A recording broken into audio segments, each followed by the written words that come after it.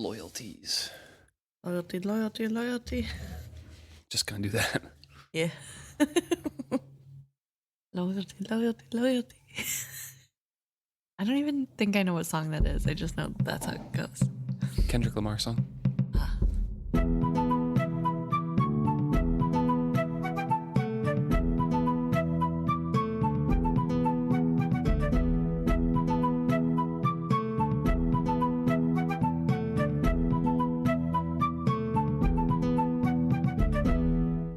Welcome back to another episode of Is Fits Happy. I'm Luke. And I'm Emma. This week we're discussing Chapter 7, Loyalties. And we dive right in with Wintro finishing up pretty much where we left off, with Althea storming away and Brashen, following her into the city. We switch back over to Wintro, and he is discussing the rest of the day, particularly the preparations and the process of the funeral and introduction of Vivacia. So this is a really interesting way to start, because through Wintro we get a look at the whole proceedings of a old trader funeral through the lens of someone who's kind of neutral. So he is telling us all the things that we need to know about the ceremony, and we get to also feel like outsiders with him, because none of this feels normal to him either. Yeah, particularly, and Ronica does remind him of this, that he's been away from Bingtown for a very long time, probably at an age when he should have been learning more about traditions Right. and how things happened in Bingtown. So he missed out on all of those formative, introductions of the basics of live ships. So we see through his eyes that it's really weird for this funeral. Everyone is, yes, coming up and offering condolences, and there's a ton of people. Everyone's kind of coming out and offering condolences, but also very quick congratulations on the ship as well. So in Wintro's mind, it's kind of warring between happiness and sadness, and he doesn't really grasp the concept that to the Bingtown traders, Ephron isn't gone, really. He's like living on in the ship, and that's a huge point of pride for old traders. Right. So he says, it stirred his pride that so many turned out to honor his grandfather, but it seemed uncouth that so many of them offered first their condolences and then their congratulations on the quickening of the ship. And his grandmother is kind of the only one, he says, is the only one who notices him kind of being off put and a little bit out of the loop on everything. And so she quietly tells him one time that he had been too long away from Bingtown and its customs. That they congratulated her on the ship did not diminish one whit the grief they felt that Ephron had died. It was simply not the way of Bingtown folk to dwell on the tragic. Why, if the founders of Bingtown had dwelt on their tragedies, they would have drowned in their own tears. He nodded to her explanations, but kept his own private counsels as to what he thought of that. And I thought that was good and bad. It really does show Wintro's upbringing and his faults. Right. Because in the monastery, he learned how to, confront his feelings and really think through everything. Very processed way of like, why am I thinking this? Is this a true feeling, or is this just like a rash reaction to things? And then fully feeling his emotions and things like that. He thinks that's the only good way to do things. When Barandal is out here like, you're calling all these other people who haven't gone through the monastery like animals. Right. There's other ways to do things, and I think that kind of expresses itself here because he doesn't know what it's like to struggle in Bingtown or in anything really. Right. He's had a very easy life so far. Even if it was, a bear in the monastery, he was loving it. Right. He hasn't had to worry about money. He hasn't had to, just move on from something tragic and keep going to keep yourself fed. Right. Or anything like that. And I think that shows in his thoughts there. I mean, I agree with him that they seem to be like moving past the tragedy quite easily, but it's a celebration of life, and it's just a different custom that he's not used to. Right. It kind of makes me think of how I believe it's down in Louisiana where they have the celebrations of life, where that is just part. The second line or something like that? Yeah, I think that's what it's called. But where it's just something that is not necessarily done in other parts of the U.S., but there it is really big and it's more to celebrate the life instead of focus on the bad. And I don't think there's anything wrong with doing it that way. I think it's just different than what I grew up doing. Hmm. And so I can see how through Wintrow's eyes, it doesn't make a lot of sense because he is, like you said, young and naive. But I think also because of what you said, he was away from the traditions, it doesn't feel natural, which I think in sometimes can be a good viewpoint to have because sometimes we do traditions without really thinking, why are we doing them? Just because you've always done them. And so it's nice that he has the outside perspective to say, hey, this is kind of weird.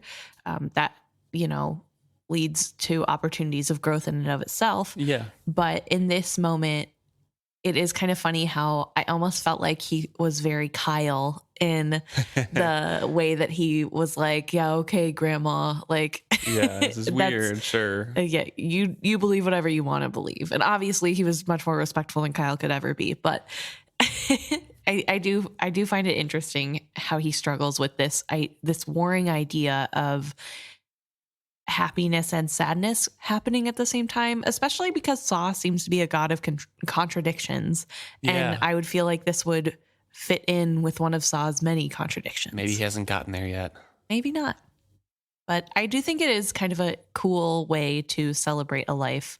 And I guess it would be hard, right? Like, you do want to acknowledge this great thing because the Vivacia has finally awoken.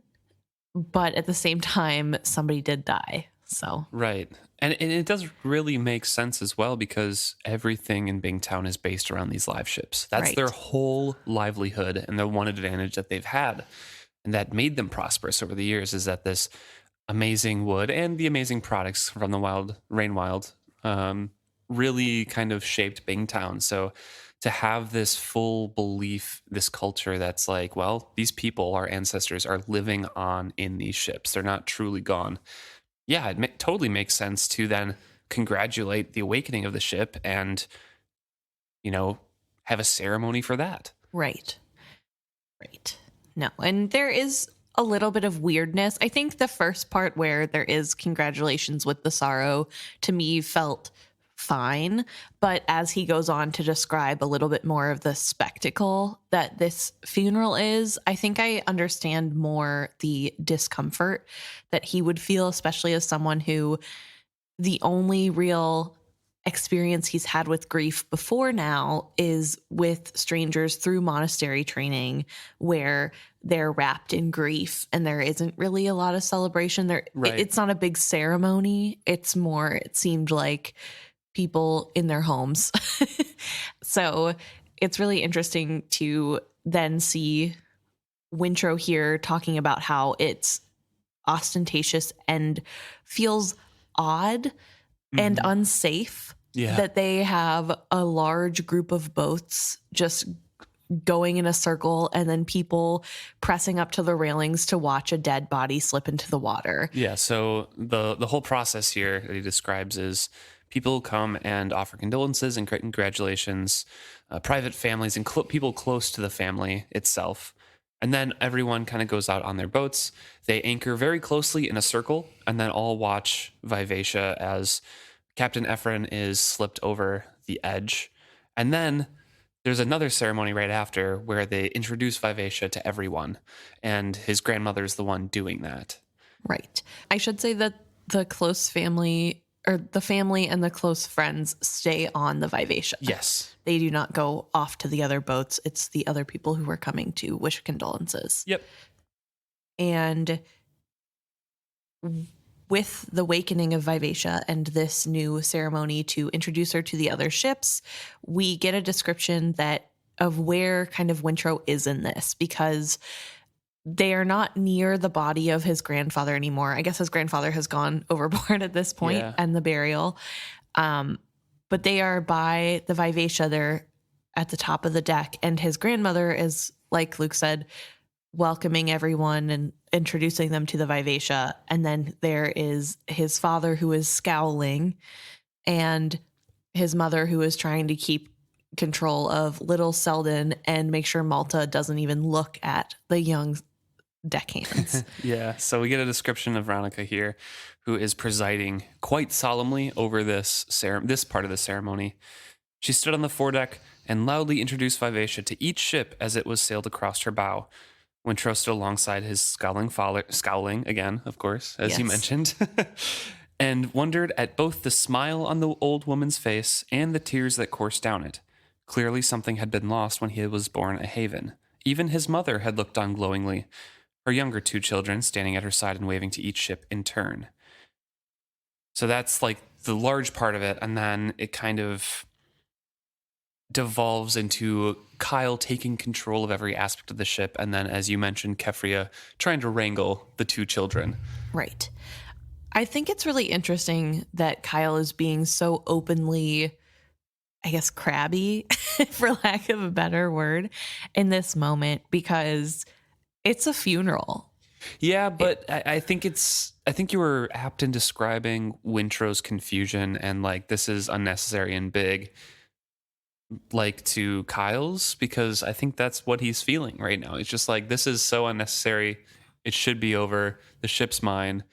Have a funeral, but this is ostentatious. We don't need to introduce every ship to my ship. I guess the thing that I'm thinking is Kyle seems to be someone who is focused on image and what other people think. So it's odd to me Yeah. that he wouldn't want to have the image of being as ostentatious as possible with the death of this person in town. You know what I mean? Yeah, I don't think he's too big on that. I mean, he is a little bit just in terms of like traditional gender roles and things like that, but not Yeah. in the standing of the family in terms of we have to do everything, all the traditions right, like Ronica is. I think he's more of bringing his Chalcedean traditions of like gender roles, show a strong front to the family, but we don't need to do all the little stupid old trader stuff.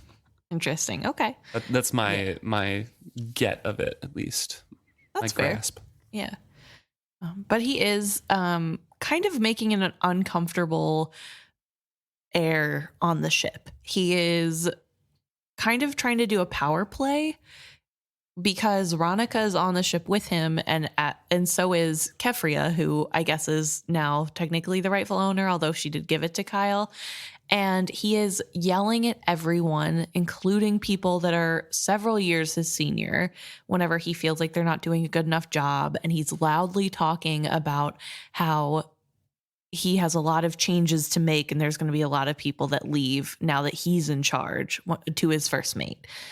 And even to Wintrow's untrained eye, he recognizes this as just him trying to take control. Yep. And Wintrow is surprised because the first time his father had said those words, something like a grimace of pain crossed Ronica Vestrit's features. Observing her quietly the rest of the afternoon, it seemed to Wintrow that the old woman grew graver and graver as the day passed, as if her sorrow for her husband's death took root in her and grew with each passing hour. And I think that's really interesting because this is from Wintrow's perspective. And I'm wondering if maybe the fact that she's getting graver and graver has nothing to do with the death of her husband, but maybe everything to do with the fact that maybe she was wrong about Kyle. I think it's both. I think it's both for sure. I mean, she has been suffering for a long time and it's finally over kind of thing. And she Right. can grieve now because it's, a funeral. But I do agree with you that the first grimace that he did notice was after Kyle was barking stuff or talking about changes. Right. And I don't know. I guess I was thinking she, from what we have seen of her, from her point of view, she seems to be a very strong person that can understand when a task needs to be done and put aside the need to grieve her husband when it's not a good time to do so. But I wonder if it's harder to not grieve her husband in seeing how Kyle is on the ship that is so different from her husband. Maybe. I don't know. But it did make me wonder if maybe she is starting to regret her decision in this moment. Maybe not. Possibly. Who knows? Which was also kind of thinking on Vivacia itself. So as he's observing his grandmother, Ronica hasn't really spoken to anybody else after the ceremonies were done and they were sailing back. She just stood on the bow, and occasionally when she did talk, it was to the figurehead itself. So he kind of remarks and thinks about the Vivacia as a being. The very thought of that put a shiver up Wintrow's spine. There was nothing natural about the life that animated that carved artifact, nothing at all of Sa's true spirit in her. While he sensed no evil about her, neither did he sense anything of good. He was glad he had not been the one to insert the peg in her and avoided the foredeck.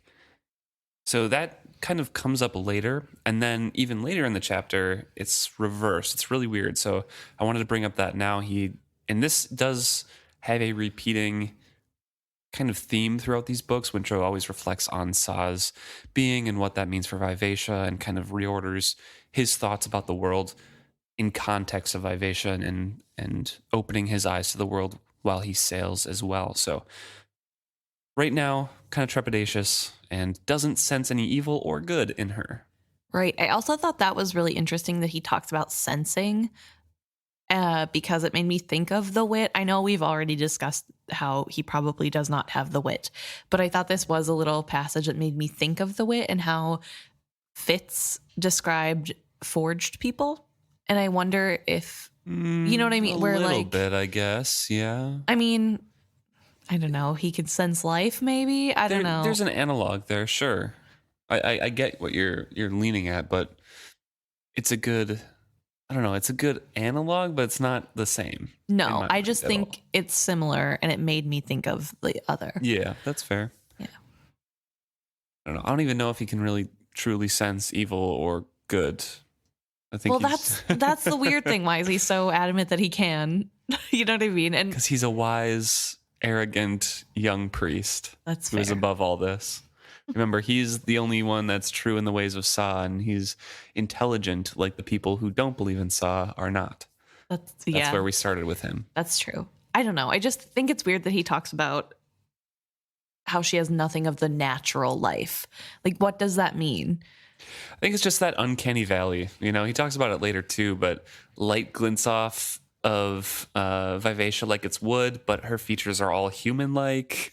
Yeah. And it looks like, I don't know, it's just kind of probably too fake to be real, but too real to be easily fake. And just in your mind, it creates that uncanny valley of like, this is weird, not right. Yeah, that's fair. So on the way back, Kyle finally remembers Wintrow after he stumbles into somebody, knocks him down, and Kyle just kind of has to rebuke him and say, look at you, and sends him to some busy work. He specifically says, I don't mean your priest's robes, I mean you. Look at you. A man's years and a boy's body and the wits of a landsman. You can't even get out of your own way, let alone another man's.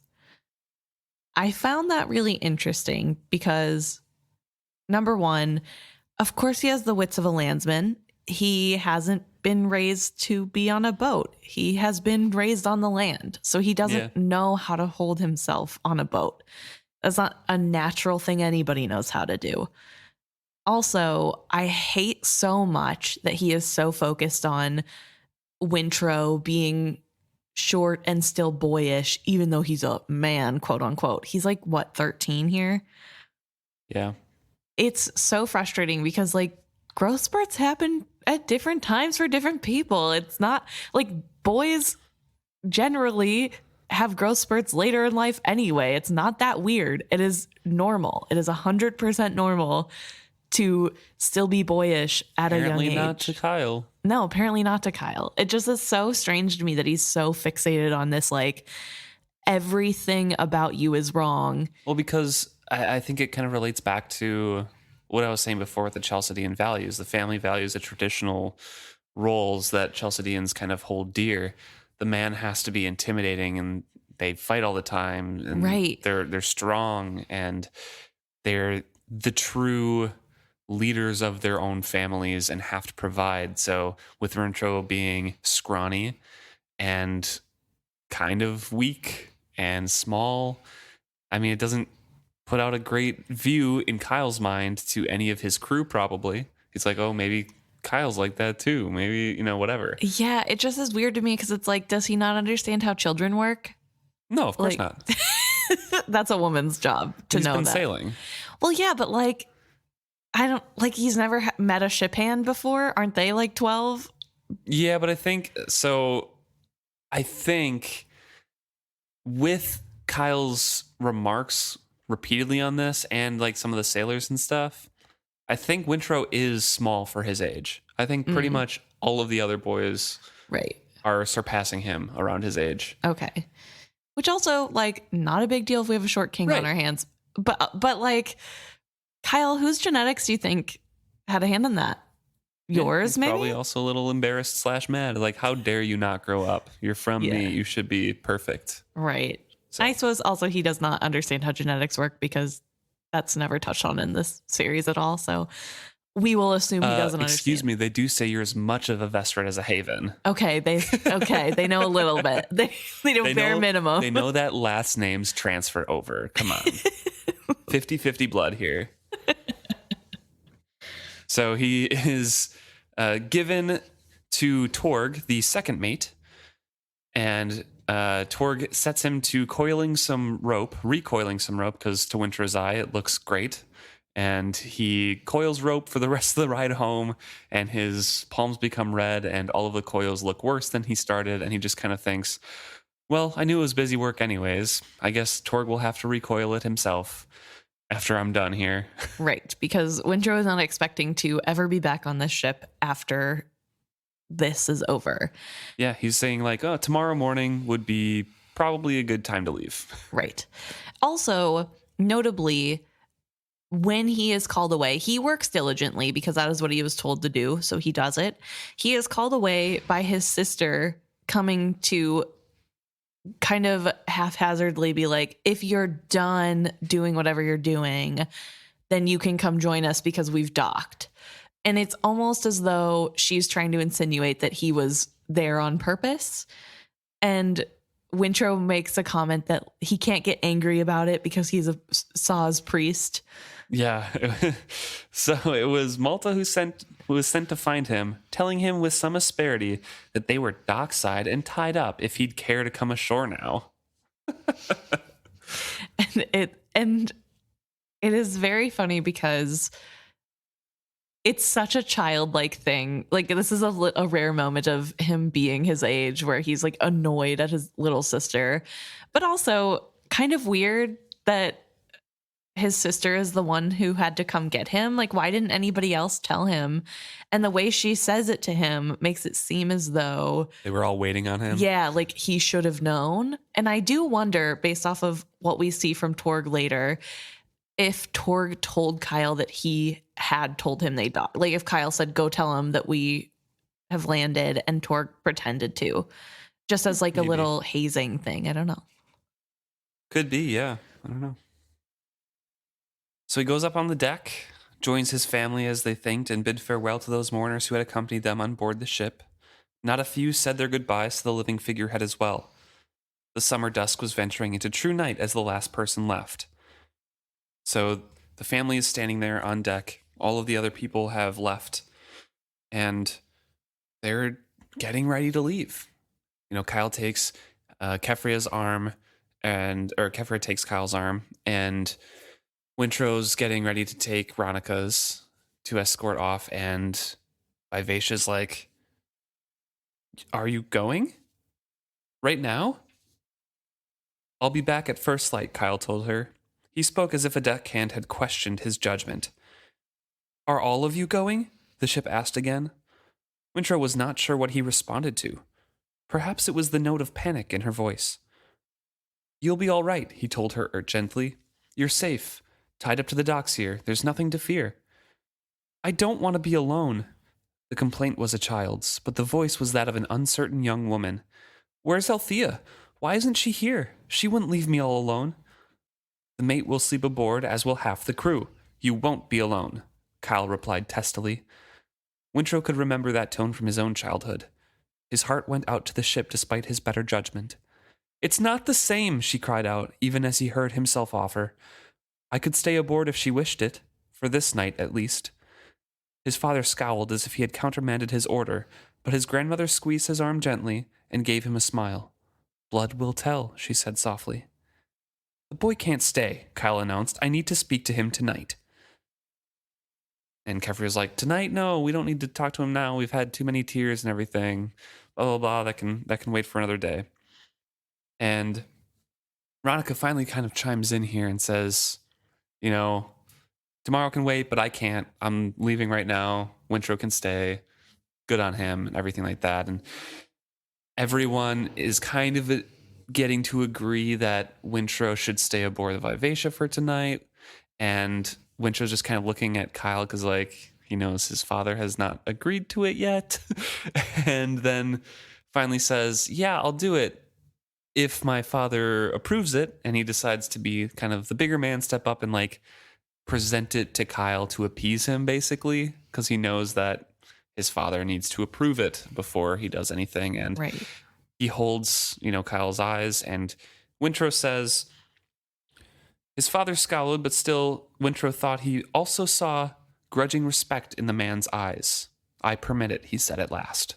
So Wintrow kind of faced Kyle down a little bit and said, like, hey, we know this decision was made without you, but I will still ask you for permission. And Kyle took it as respect.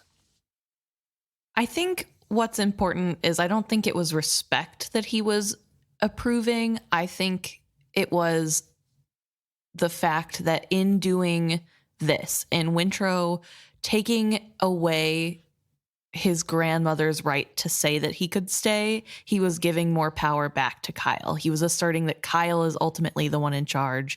It's this, and I don't think that was what Wintrow intended to do, but that is how Kyle, I think, would be taking it. I think that's the respect he has there, is like, yes, take the power away from the woman. But I do think it is really important because Ronica has kind of stepped up and is asking Vivacia what her opinion is. Is it all right if I take Wintrow with me to let him escort me to the cart and then comes back? And she says, that's okay, but I want him to sleep on the deck. And that's when Wintrow says, only if my father permits it. And I think that in doing that, he gains respect, if only because he's taking away Ronica's agency to make the decision. And I think that's maybe why things calm down, because it seems really tense. Like, Kyle is upset that Ronica is trying to force this issue, and because he wants to talk to his son, presumably about the fact that his son is going to be taking over Althea's spot. But, in doing this, he did get a way to save face as still being in charge. Yep, exactly. So Kyle makes the last decisions here and says, yeah, you can stay. See Torg for a blanket when you get back. And then they kind of all prepare to head out. Kyle and Kefria walk ahead with the two little kids, and Ronica's dragging behind, very slow, because she is a grandmother, or so Wintrow thinks. And then when she starts talking to him, he realizes that she wanted to talk to him alone. It all seems strange and foreign to you earlier today, Wintrow. Yet just now you spoke as a Vestrit, and I believe I saw your grandfather in your face. The ship reaches for you. Grandmother, I fear I have no idea what you are talking about, he confessed quietly. Don't you? She halted their slow stroll, and he turned to face her. Small but straight, she looked up into his face. You say you don't, but I see otherwise, she said after a moment. If you did not already know it yourself, in your heart, you could not have spoken up for the ship the way you did. You'll come to it, Wintrow. You'll come round to it in time, no fear. He felt a tightening of foreboding. He wished he were going home with them tonight, and that he could sit down with his father and mother and speak plainly. Obviously, they had discussed him. He did not know what they had been talking about, but he felt threatened by it. Then he sternly reminded himself to avoid prejudgment. His grandmother said no more, and he assisted her down the gangplank and then handed her into the waiting carriage. All the others were already within. Thank you, Wintrow, she told him gravely. And you're welcome, he replied, but uncomfortably, for he suspected she thanked him for more than walking her to the carriage. He wondered briefly whether he would truly welcome giving her whatever it is she assumed. And obviously, she is kind of talking about being there for Vivacia, bonding with Vivacia, and being Vivacia's companion and blood on board. Ronica thinks that she can see the bond already beginning to take place, and that, she knows that Wintrow is the assumed person to go on the ship now because Yes. Yeah. Kyle's not going to have Althea. So she is grateful that somebody who is going to be on board is, one, Vestrit blood, and two, seems to care for the ship's well-being. So Ronica's thanking Wintrow, and Wintrow's like, I have no idea what you're talking about, lady. Let me go home tomorrow. I think this is really interesting. So I want to ask, do you think he does have some weird genetic connection to this boat in this moment in what we've just read? If I took it plainly just this, no, not really. But with the context of the rest of the chapter, there has to be some sort of connection. And yes, I believe all of the Vestrits, people who have Vestrit blood, have some connection. But if you're talking Bond specifically, nothing like what we've seen with Althea, but she did grow up on the ship. So. Right. Okay. See, I was thinking, I don't think in this scene where Ronica is convinced that this is the spark of a bond and it shows that he has true Vestrit blood, I don't think it was anything more than compassion that led him to speak out. Yeah. I think he is a very compassionate person that we've seen. He seems to really care about comforting others. That seems to bring him some sort of joy.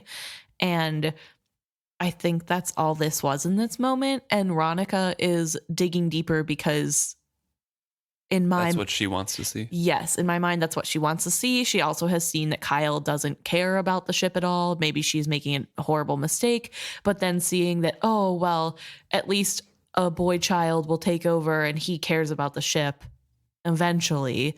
Right. I think maybe she's just trying to make herself feel better about taking this away from her daughter. Possibly. And I definitely see that. But then there's the second part of this chapter where Vivacia and him talk, and they do seem to have a very strong connection already, or are feeling something. So at the same time, it could be something deeper, but I agree with your read, and I kind of came up with the same thing, that it's wishful thinking on her part, but we do see them have a bond later on, and a pretty strong one. So it could have started here. Sure. I think I have some ideas on their bond later in this chapter that I'm excited to talk about. But for now, yes, I think this is more just Ronica having wishful thinking that, see, she didn't make that big of a mess. But she is gone and he needs to make his way back. It's a little bit difficult because it is dark now. So he is making his way back. Oh, also, I forgot to mention, it did specifically say that his grandmother looked up into his eyes. Yeah. So if he's short, quote unquote, how short is Ronica? Ronica's tiny. That's all I'm thinking about now is okay, so he keeps getting made fun of for being short, but Ronica's shorter than him. Also, his mom might have been described as shorter than him. I don't know. She's a small woman is what he's said about her. That doesn't necessarily mean she's shorter than him. Right. Either way. Anyway, he's going back to the Vivacia. And as he goes down the walkway, I don't know what they're called. Down the dock. He sees Vivacia kind of for the first time from a land perspective. And like we said earlier, he notices that the light flickers off of her like wood, even though she looks human. Yeah, and he makes remarks about all of the ships there, actually, because he's very unfamiliar with ships in general. And he says, a shiver walked up his spine as he realized the live ship's awareness after thinking they were like great wooden animals. Neither animal nor wooden ship, he realized, but some unholy mix, and wondered how he could have volunteered to spend the night aboard her. So that's like the first hint of it could be compassion, but he has these weird thoughts about Vivacia, this isn't right. And then immediately hey, I can spend a night to comfort you. So it's just very quick. Yes, he's compassionate, but it's a quick turnaround, especially with these off ship thoughts of this is unholy. Right.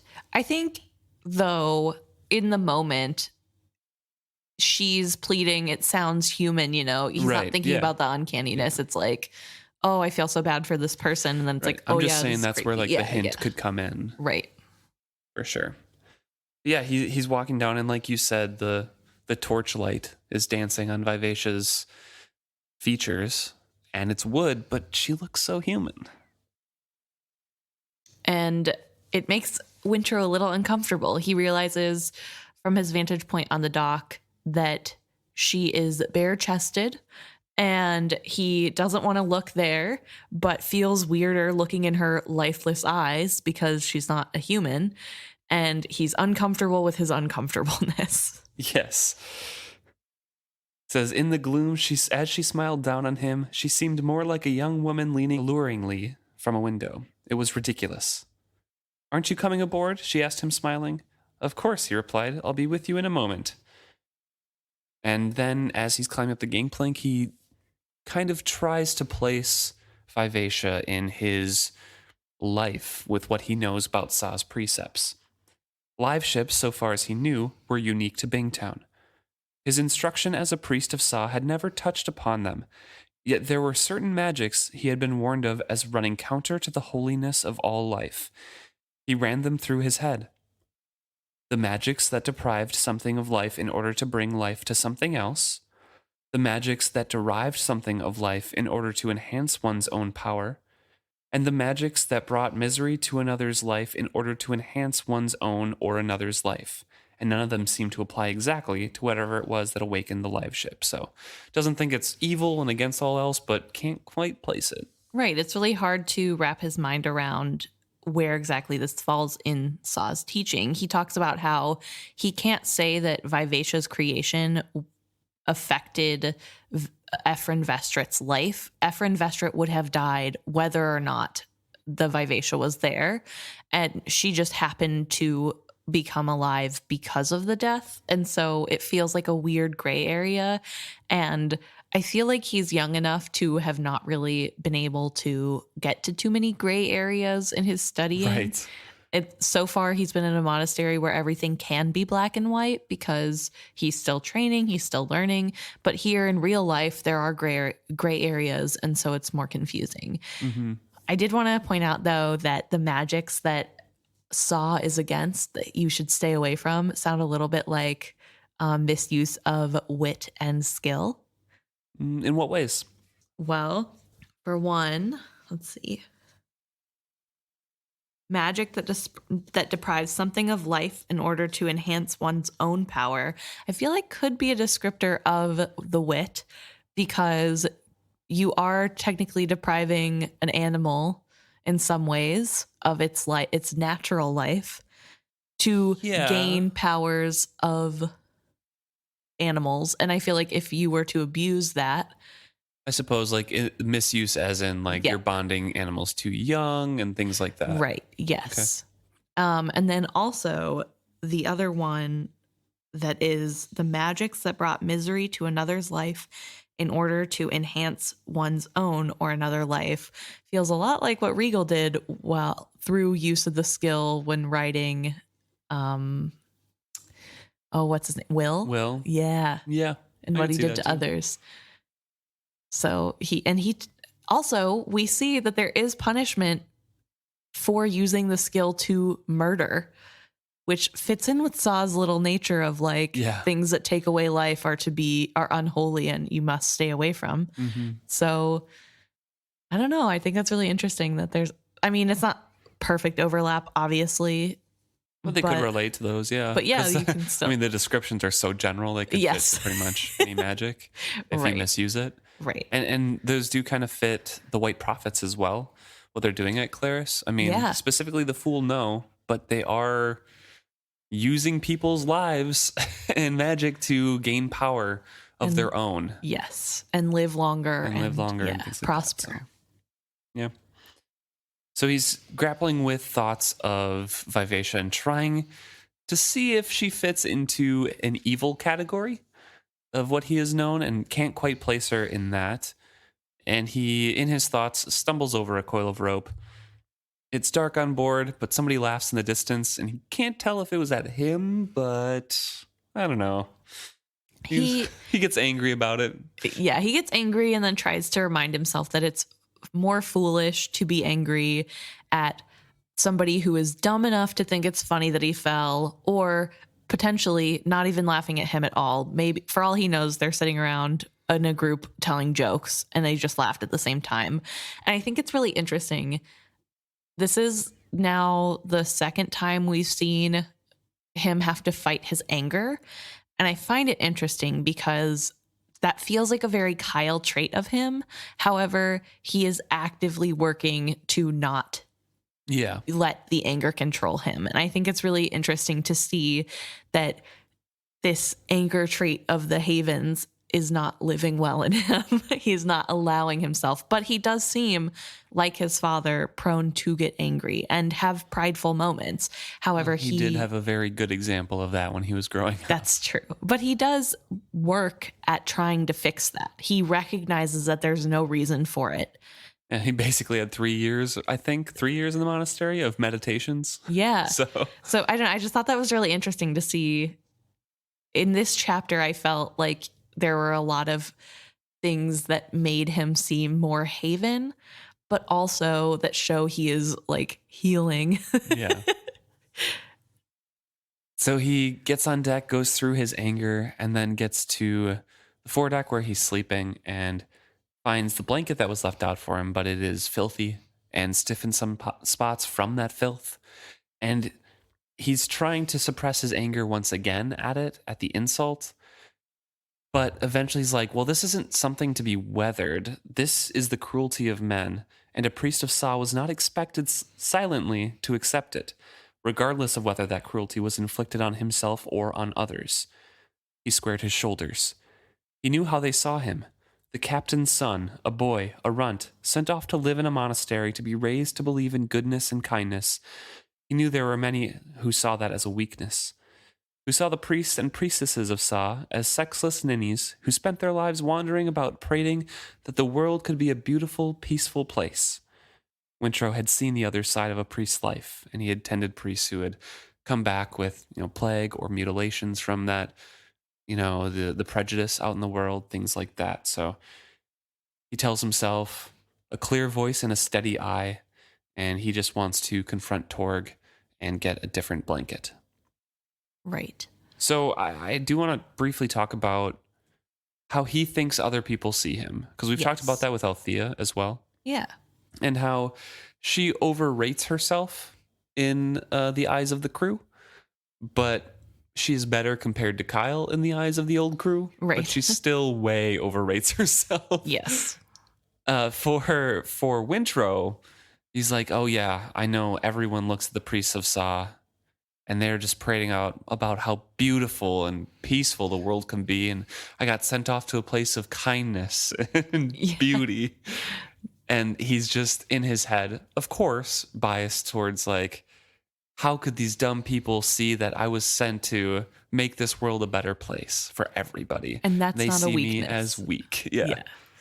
No, it is really interesting. I think in that way, they are so similar because they kind of are jumping to conclusions. It's something that I think is done interestingly with Wintrow because he is supposed to be working on not making assumptions. I think part of what I like in Wintrow is that on one hand, he is doing a lot of work. He's trying really hard not to hold on to petty grievances and to move past his anger and to work on not making snap judgments. And then a few paragraphs later is doing that. Right. And like, I just find it so human and childlike that like, there's this justification happening. And we see that with Althea too, that there's always justification for their anger, for things going wrong. And I feel bad because like Althea, Wintrow's version of himself stems from his father. However, unlike Althea, Wintrow's father gave him a not so good version to look at.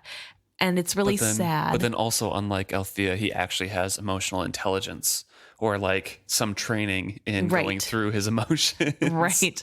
and self-awareness a bit. Right. There is that a little bit. But I do feel bad for him because you can tell how much subtly how much Kyle's words really are affecting Wintrow. Right. Yeah. Because as much as Wintrow wants to believe that it doesn't matter to him and that he just has to accept that they don't get along, it clearly does get to him and it does bother him that his father thinks of him this way because that is how he assumes everyone looks at him because that's how his father looks at him. And I just think that's really sad and interesting in this character. And it's also, I mean, yeah, the Kyle thing is definitely true, but he's also seen that perspective from other people, and specifically the Right. other priests that come back with injuries or things like that. So it's just kind of Kyle's viewpoint is reinforced Right. because the priests who are gravely injured enough to go back to the monastery to require healing are the ones who suffered the most at the hands of people, and that's kind of reinforcing the belief. Right. So he heads off into the night with the blanket, wanting to confront Torg, and comes upon 3 men who are gaming around a table, 2 of who are drinking very heavily. Throwing the blanket on the deck, he asked bluntly, "And when did the night watch on board this ship begin drinking on duty?" There was a general recoil from his direction until the 3 saw who it was. "It's the boy priest," one sneered, and sank back down into his sprawl. Again, the flash of anger ignited in him. "It's also Wintrow Haven of Vestrit lineage, and on board this ship, the watch neither drinks nor games. The watch watches." All 3 men lumbered to their feet. They towered over him, and all were brawnier, with the hard muscles of grown men. One had the grace to look shamed, but the other 2 were the worse for drink and unrepentant. "Watches what?" a black-bearded fellow demanded insolently. "Watches while Kyle takes over the old man's ship and replaces her crew with his cronies. Watches while all the years we worked, and worked damn loyal, go over the side and mean naught?" The second man took up the first litany. "Shall we watch while a haven steals the ship that should be run by a Vestrit? Althea might be a snotty little vixen, but she's Vestrit to the bone. Should be her that has this ship, woman or no." And Winter kind of sorts through his replies that are running through his head and ends up saying, "None of that has anything to do with drinking on watch. It's a poor way to honor Ephraim Vestrit's memory." The last statement seems to get through everyone, and the person who is not drinking says, like, I'm the actual one on watch. These 2 are my company. I'm not drinking, so, it's fine. And then Wintrow recalls his task, asks where Torg. They point him on the way because he's moving into Althea's cabin, and he heads over to Torg. Right. I do want to start by saying you skipped the line before, or the one that started before you started, that specifically says, "As if possessed by grandfather's Anma, he stepped boldly into the circle of their lantern," which I think is really important because there's this weird feeling for the rest of this chapter that follows Wintrow that there's something weird. There's this weird connection with the ship. And in this moment, he's channeling his grandfather, whether that is the ship's doing, whether that is Wintrow's doing, or whether it's just something that he felt was right. I just don't, it seems odd because I don't think he would know that no gambling or drinking happens on the ship normally. That has to be something that the ship told him. Yeah, that's fair. And he does rebuke these sailors, and they kind of listen. Mostly because he brings up that, Ephraim died, and this isn't a great way to respect his memory. But he also gets to see firsthand why people might be upset with his father and him. Right. Nothing to do with him being a priest. But I also think it was really interesting that one of the sailors calls Althea a vixen, and then that even if she is a vixen, she's a Vestrit to the bone, and she deserves it, woman or not. I don't know. I just think that's so strange. Why? Because why is she a vixen? Just because she's a woman on a boat? Like, that No. wears pants? This is a snotty little vixen. probably fiery and arrogant. Right, but doesn't vixen denote some sort of like sultry attitude? No, I don't think so. I've only ever heard it used in a context where somebody's like somebody who plays hard to get. Hmm. So I guess I'm just reading this as that's such a strange thing to say about Althea when, from what we've read from her point of view, she has no interest in any of the people. So I'm reading on a tablet here. So looking up the definition, because Right. handy dandy feature here, there's three definitions for vixen. One is a shrewish, ill-tempered woman. Mm, 2 is a female fox, and 3 is a sexually attractive woman. So I believe this one would be the shrewish, ill-tempered woman. She's a Yeah. snotty little vixen. yeah. Okay. That's fair, I guess. Although, have we seen her have a bad temper? I mean, no, but also I guess towards Kyle, maybe she is like that all the time. Who knows? Now that I've said that. apparently she like gets drunk and blabs and complains about things, and Yeah. I don't know. I think we see a lot more, a lot less from her point of view. That's fair. than the crew has. That's, yeah, I guess. I don't know. Anyway, well, okay. She's also quick to anger as well. That's true. Which her father is too. It seemed. Right. But okay, well, never mind. Then I was reading it as the final definition that you read, and I was like, that's just such a weird thing to say about her, considering like I don't think she's like doing anything sultry on the ship. You know what I mean? Yeah, Like it's just I feel like she's being a normal person on the ship. Albeit a spoiled one. But yeah, no, it's so anyway, okay, if it's about that, then it's still really interesting to see that that's how they see her. Right, That she yeah. is this like spoiled princess sort of deal, but at least they know she cares about the ship. Right. Yeah. That's the thing. And And they know that she would have run the ship pretty much the same as Efren did. right. And change is hard. That's what they want, is Yeah. to keep things the same. Well, also, they are threatened. Like he does say, watch while Kyle replaces all of us with his own crew, and we worked years for nothing. Right. It's the same place that Brashen is in, or was in, where these people thought they had a home, getting replaced now without taking better offers on other ships that were presented to them. Right. Kind of leaves them stranded or feeling, a bit of resentment for the transition here. He also, I do want to mention, with your possession of his grandfather's Anma, the last parting words, he says, I don't think I should have been unchallenged coming onto the Vivacia as well. And right before, he got onto the ship, he says, like, I am very unfamiliar with all of this stuff. So I do like your theory there, where saying, I do not think I should have been able to board Vivacia unchallenged, even in our home port, was kind of his grandfather's thing and kind of his thing, because Right. the sailor immediately kind of calls him on it, like, well, she's quickened now. She'll just call out if there's anybody trying to board her that we don't know. Mm-hmm. And I think calling them to task on that is a very Efren Vestrit kind of thing to bring up. Like, hey, the watch is supposed to call out and challenge people who are coming on board, blah, blah, blah. But a very Wintro thing that he doesn't know anything about live ships. Right. He doesn't know that the reason they wouldn't need to do that is because she is quickened. Yeah. So Wintro kind of like questions him a little bit, and the sailor replies, how could she not know? What Captain Vestrit and his father and his grandmother knew of shipboard life, she knows. He looked aside and shook his head slightly as he added, I thought all Vestrits would know about a live ship. Wintro kind of ignores that, says thank you, and then says, I'll be finding Torg now. So, yeah, a little bit of both. I don't see Wintro kind of confronting about, hey, you're supposed to challenge somebody who comes on board. Right. Yeah. Why would he know that? And yeah, because when would he have ever tried to board at night when there's Right. nobody else? So I don't know. It's another thing where like, how does he have this knowledge? And like, clearly he's getting it from somewhere, even if he doesn't quite understand. And then he goes towards Torg, as he said.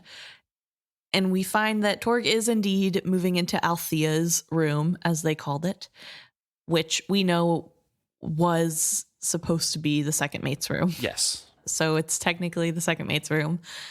But he is moving in, and anything of Althea's that had not already been moved off the ship is kind of stacked in a pile to the corner to be moved later, and he's already putting things away. Wintro kind of scares him when he opens the door, announces himself as being there, and he says that Torg almost looks guilty in moving his things in so quickly, but then as soon as he realizes it's Wintro, he no longer cares. So he confronts Torg about, saying, my father said to you to get me a blanket. And Torg's like, well, you got one. And Wintro's like, no, I have pride, Yeah, it's it won't do. It's filthy. Yeah. And Torg is basically like, oh, the priest boy think it's not good enough for him, blah, blah, blah, blah.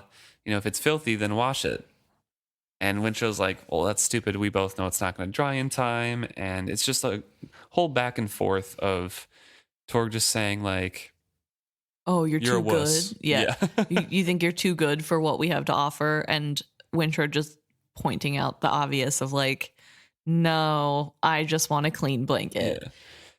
I've done as your father commanded, and you have one. The cruel amusement in Torg's voice was less veiled now. Wintro found himself responding to that rather than to the man's words. Why does it amuse you to be discourteous? He asked Torg, his curiosity genuine. How could it be more trouble to you to provide me with a clean blanket than to give me a filthy rag and force me to beg for what I need? The honesty of the question caught the mate off guard. He stared at Wintro, speechless. Like many casually cruel men, he had never truly considered why he behaved as he did. It was sufficient for him that he could. Quite likely he had been a bully from his childhood days, and would be until he was disposed of in a canvas shroud. So he kind of looks at him and sees that Torg looks genuinely to be a slovenly, dirty man. Not dirty because of work, just ill cared for. He's not washing regularly on purpose, not because he doesn't have the means. Yeah. So at that point, Wintro's just like, I just don't care anymore. I'm just going to stop this confrontation. He specifically notes that, of course, he's not going to get through to this man because he would never understand Wintro's own disgust at the filth, because that's the kind of thing that this man lives in all the time. So they're just fundamentally not going to be able to understand each other, and he decides to walk away. Says, never mind, casually and abruptly. He turns away, and Torg kind of is surprised and leans out the cabin and yells after him. Puppy will probably complain to his daddy, I don't doubt. But I think he'll find his father expects a man to be tougher than to snivel over a few spots on a blanket. Perhaps, Wintro conceded, that was true. He wouldn't bother complaining to his father to find out. Pointless to complain about one night's discomfort. His silence seemed to bother Torg. You think you'll get me in trouble with your whining, don't you? Well, you won't. I know your father better than that. Wintro doesn't even reply at that. And at the moment of deciding not to argue further, he had given up all emotional investment in the situation. He had withdrawn his anima into himself, as he had been taught to do, divesting it of his anger and offense as he did so. It was not that these emotions were unworthy or inappropriate, it was simply that they were wasted upon the man. He swept his mind clean of reactions to the filthy blanket. By the time he reached the foredeck, he had regained not just calmness, but wholeness. Very interesting passage as well. We get an increased mention of Anma here, 2 in this chapter, and I believe I started reading the next chapter as well. There's 2 pretty quick in that one as well. Yeah. It's really interesting to see this use of Anma. It is very reminiscent to me of the skill in some ways. I think there are definite differences, although the reason they're different could just be trained versus not trained. I mean, obviously in some ways the Farseers are trained, but what was lost? Right. They lost all their formal training knowledge, and Galen was not a skill master. No. And the original skill master, we don't even know if she was fully trained on all of the scrolls. I assume hopefully she I was. think she was. She had access to all of them. They Right. were her scrolls. Right. So But what wasn't put in the scrolls? What right. was left off because it was something that was like a horse? You wouldn't describe it. And I also wonder if maybe, too, this is like a different culture's version, that there are other things that they learn to do because of where they are and what their lifestyle is like. And I don't know. I just find that really interesting. I find it interesting that he notes that he is bringing his Anma back to himself instead of spreading it wide, Yep. which gives him more peace. We haven't had a description of him saying extending his anima outwards or anything like that. No. But he has those like things of I don't sense any evil or good. Well, we have had him say that he had his Anma extended outward, except I don't think he used Anma, but he That's was what I'm saying. There's never any mention of specifically Anma. I use Right. my anima or whatever. Well, I was just thinking whenever we first meet Wintro, he was too much outside of himself. Yes. That's what it said. Yep. And we've already said like, yeah, that was definitely skill. And I think it is related here as well. And I think specifically it's tied into the meditations and self-reflection that he was taught in the monastery. And it's kind of interwoven together. It's all like Sa's beauty and things like that. So Right. he has this anger and is extended outwards. And it seems to me similar to when Fitz collects himself and just puts his walls up. Right. And it's combined with a self-reflection as well, just like processing why you're doing that, what makes you want to collect yourself and put those away, and then just kind of finding, for Wheel of Time fans out there, finding the oneness or the void and kind of centering yourself again to who you are and what you're doing and what you're feeling. But just by focusing on the you, like what the Farseers do in the Skill River. Right. When they're in that and they're just like have to collect themselves. They have to focus on who they are. Yes. And I think it's really interesting that we have Wintro specifically saying that there is nothing wrong with disgust or anger by themselves. Like that isn't necessarily a bad thing to feel. It just isn't useful right now. And I find that a really interesting thought to have been given to him, that specifically wasted on that man. Not right. useful That's right now. right. That's fair. I made it a little bit nicer. But I think it is really interesting to emphasize that like emotions in general, there's nothing wrong with feeling an emotion, but sometimes you don't need to actually act on it or continue to feel an emotion. You can just acknowledge that it's there. Mm-hmm. But especially he says that he cuts them off. Now, I believe that this is more just a turn of phrase. I don't think he's actually taking away those feelings from himself like we see Verity do in the skill with Fitz. Like I think this is more of just like a mental, okay, I'm done feeling that emotion and stepping aside from it. Yeah, I didn't even think of that in that way. I would just read it straight as him just divesting himself of those emotions. Yes. Clearing his mind. So I did want to say that in case anybody was thinking that, although I could be convinced. So he walks back to the front, cleared his mind, and he leans against the railing and looks out across the water. Specifically, he says that he had not just gained calmness, but wholeness as well. So he's feeling very good, very connected, and he feels a wholeness right now. He looks out over the vessels, and his own ignorance surprises him. The ships were foreign objects to him, the son of many generations of traders and sailors. Most of them were trading vessels, interspersed with a few fishing or slaughter ships. The traders were transom stern for the most part, with after castles that sometimes reached almost to the mainmasts. 2 or 3 masts reach high toward the rising moon from each vessel.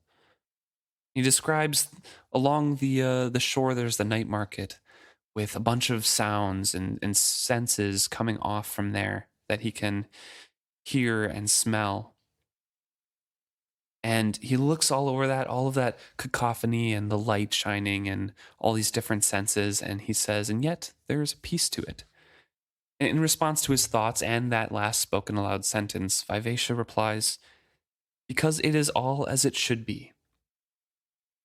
Her voice was a woman's timbre. It had the same velvety darkness as the night, with the same tinge of smoke. Warm pleasure welled up in Wintrow at the sound of it, and pure gladness. It took him a moment to wonder at his reaction. "What are you?" he asked her in quiet awe. "When I am away from you, I think I should fear you, or at least suspect you. Yet now I am aboard, and when I hear your voice, it is like I imagined being in love would be." "Truly?" Vivacia demanded, and did not hide the thrill of pleasure in her own voice. "Then your feelings are like to my own. I have been awakening for so long, for years, for all the life of your father and his father, ever since your great great grandmother gave herself into my keeping. Then today, when finally I could stir, could open my eyes to the world again, could taste and smell and hear you all with my own senses, then I knew trepidation. Who are you, I wonder, you creatures of flesh and blood and bone, born in your own bodies and doomed to perish when that flesh fails? And when I wonder those things, I fear, for you are so foreign to me, I cannot know what you will do to me. Yet when one of you is near, I feel you are woven of the same strand as I, that we are but extensions of a segmented life, and that together we complete one another. I feel a joy in your presence, because I feel my own life wax greater when we are close to one another." Wintrow reflects in those words, and really lets it seep into his whole soul. And he feels like he's listening to a blessed poet, he says. Looks over the harbor, and his smile widens. And when her words had faded into the warmth of the summer night, he replied, "So may a harp string, struck strongly, awaken its twin, or a pure high note of a voice set crystal to shimmering as you have wakened truth in me." He laughed aloud, surprising himself, for it felt as if a bird long caged in his chest had taken sudden flight. "What you say is so simple, only that we complement one another. I can think of no reason why your words should so move me, but they do. They do. Something is happening here tonight. I feel it. As do I, but I don't know what it is." "You mean you have no name for it," she corrected him. "We both cannot help but know what it is. We grow. We become." Wintrow found himself smiling into the night. "We become what?" he asked her. She turned to face him, the chiseled planes of her wooden face catching the reflected gleam of the distant lights. She smiled up at him, lips parted to reveal her perfect teeth. "We become us," she said simply, "us, as we were meant to be." Read quite a bit of that, and it does switch to Althea to end this chapter, but that is basically Wintrow summed it up. It's a lot of fancy words to say, hey, we complement each other and we feel a connection. Right. And they both reciprocate that. Yeah. So, in a way, this makes me think of Wit Bond and that it's two like creatures deciding that they are like. Yeah. Although maybe Winter doesn't quite get the bond that he is kind of accepting into his heart at this moment. But I do want to say, I'm not sure if this is like a genetic thing where because he's Vestrit, he feels something for this ship, or if it would happen to anyone who was on this ship. My thoughts are he is overwhelmed with this feeling of what he believes love to be, and it makes me think of dragon glamour. That A bit. dragons manipulate humans into loving them and showing them praise and doing what they want. And we know that Vivacia is made from the cocoon of a dragon. So I don't think it's impossible that potentially without knowing what she's doing, she is using that in some way to gain some type of comfort. So potentially it would work on any human that was, like open Yeah. enough. I really do think there are blood connections, though, just because of the people that inhabit Vivacia Right. are three blood relatives. That's true. You know, if it was a mixture of people, like Paragon has a lot of different, you know, blood that has soaked into his planks. Right. A little bit different, but I really think that since that's pretty much all Vivacia knows, that's immediately the connection. And she says whenever any one of you is around, she feels that connection. So, Right. you know, probably Althea, Wintro, Malta, and Selden, and Kefria. Right. I will clarify to say I don't necessarily I'm speaking specifically on Wintrow's side. I am sure that there's some sort of weird connection on Vivacia's side because like you said there is that blood in her that is the Vestrits for generations. But I think on Wintrow's side specifically, I don't know if it's something that's happening to him because of genetics or if it's Right. Yeah, like I that's said, fair. like some type of glamour or just he seems to be able to open himself in the skill in a way that would allow him to become entangled with her a lot easier than Yeah. somebody who isn't. Definitely. And we saw kind of the same thing with Althea when she was diving into the memories. She just Yes. felt contentment and like she had to know more.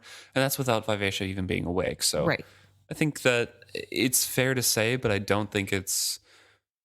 I do agree. I think it is very similar to a glamour, but it's not a purposeful thing. Right. But it's not a specific like, hey, I'm gonna bond this kid. Right. Well, I guess I wonder if She's young too. Vivacia Yes, like yeah, doesn't she know what doesn't she's understand. doing. Right. They say these beautiful words and then they don't really know what they're doing. Right. No, I do wonder if like her and there is some draw to want to make him like her more because of the familial bond Yeah. and knowing that this is her person. Like I wonder if it wasn't all like three generations of the same person, if it was just like random people dying to make a live ship, would they bond with anybody that caught their fancy or you know what I Possibly. mean? Yeah, I mean that's a thought exercise for sure. Right. I think so, especially because she seems so scared to be alone and is Right. looking for anything familiar. So anything that a live ship with different blood that they or different lives that they're encompassing Yeah. would deem familiar. So if someone was of the same blood as one of those people, or if somebody had the same demeanor as some of the other ones, or Right. you know, same philosophies. That's why I think Brashen and Paragon get along so well together because they both feel deep despair when Brashen ever goes over to Paragon. Right. You know, it's the darkest points of life, and Paragon can kind of be okay with that. Right. So I just think it's kind of that similar nature, something that would spark a kinship. Right. Well, I'm just thinking how later the Vivacia really likes Kenneth and there's He- no blood relation. I was going to bring that up. Yeah. He specifically woos her and tries and tries and tries for like weeks. Right. And I still think, even at the height of him, he would never be able to get rid of Wintro and keep sailing with her for very, very long. I mean, short trips, sure, but like, I think eventually he would need to keep that blood on there because I think the bond is just too entrenched at that point. Right. And I mean, he was trying really hard, but he's not really a full person, and some of his person belongs to a different dragon, quote Right, unquote. You right. know. Yeah, I don't know. It's really interesting. But it does open the door that there is a possibility that anyone, as long as they You get try- along with. Yeah, as long as it's open enough on both ends. Right. Yeah. So I don't know. Interesting. But we do have this openness on Wintrow's side too. And I think part of the reason why he feels this epiphany moment potentially is stemming from the fact that this is probably the first time in his life outside of the monastery where someone is affirming his way of thinking. Yeah. The Vivacia isn't making fun of him for having these kind of thoughts. The Vivacia is kind of going along with it and having the same feeling. Like she makes him feel not alone and like it isn't that weird to feel like this is weird because even she has that feeling. And I think that it's just an experience where he has been his whole life told that he is weird and on the outside. And outside of the monastery, this is giving him that same feeling of Right. somebody thinks I belong and they appreciate what I have to say and they speak like me and they think deeply. So we jump from that, a night of contentment and growth and where they become us, to Althea, who is drinking very heavily in some Yes. dive bar in the middle of a rough part of Bingtown. She is thinking about her day and feeling a lot of regret and a lot of guilt over all of this. Things had been bad before, things had been flawed, but it was only today that she had made one stupid decision after another until everything was as completely wrong as it could possibly be. She shook her head at her own idiocy. She had conceded when she should have fought, fought when she should have conceded. But the worst, the absolute worst, had been leaving the ship. When she had walked off Vivacia before her father's body had even been consigned to the waves, she had been worse than stupid and wrong. She had been traitorous, false to everything that had ever been important to her. She shook her head at herself. How could she have done it? She had not only stalked off, leaving her father unburied, but leaving her ship to Kyle's mercy. He had no understanding of her, no real grasp of what a live ship was or what she required. Despair gripped her heart and squeezed. After all the years of waiting, she had abandoned Vivacia on her most crucial day. What was the matter with her? Where had her mind been? Where had her heart been to have put her own feelings before that of the ship? What would her father have said to this? Had he not always told her, the ship first, all else will follow? She hastily drinks her newly poured glass down after the innkeeper takes her money and is trying to open her eyes wide, which those of you who are listening who have ever been way too drunk, you might share a similar feeling of like, I'm not drunk, I can open my eyes.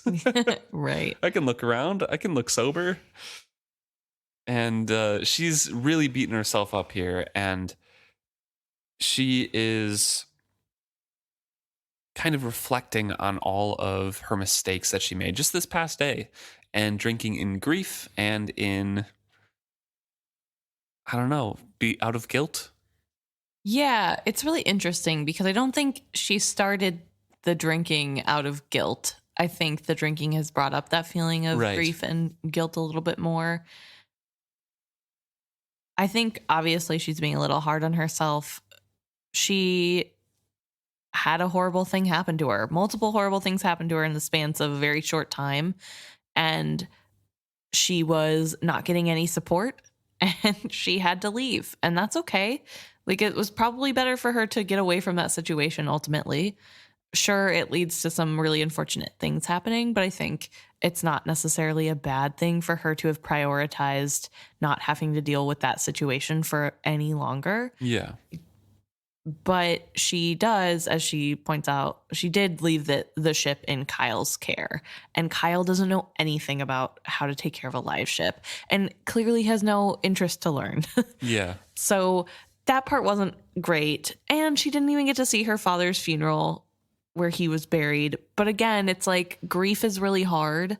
You can't control grief, really. They're like, I mean, you can in some aspects. Like, you shouldn't just like stab somebody because you're sad. Like there are limits. But I think her getting away from the situation was just the only control she had left. And she used that control to go to the bar, which is fine. I get it. But she does talk about how, as she's sitting here trying to feel a little bit more sober, she's realizing that the people around her are talking about the same things they've been talking about for the last 2 years. Here they were having the same conversation they've been having for the past 2 years. The newcomers were ruining Bingtown. The satrap's delegate was not only overstepping his authority and inventing taxes, but was taking bribes to ignore slave ships right on the harbor.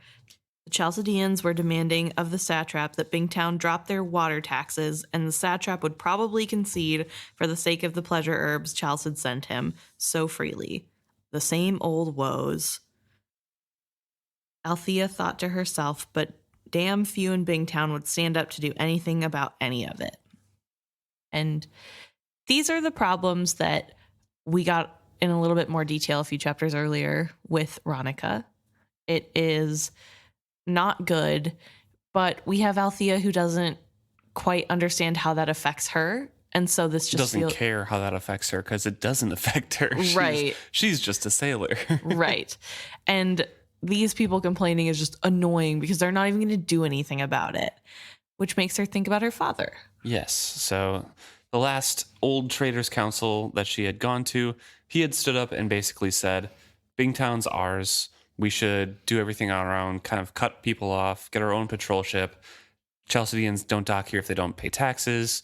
Just go completely, solo, independent.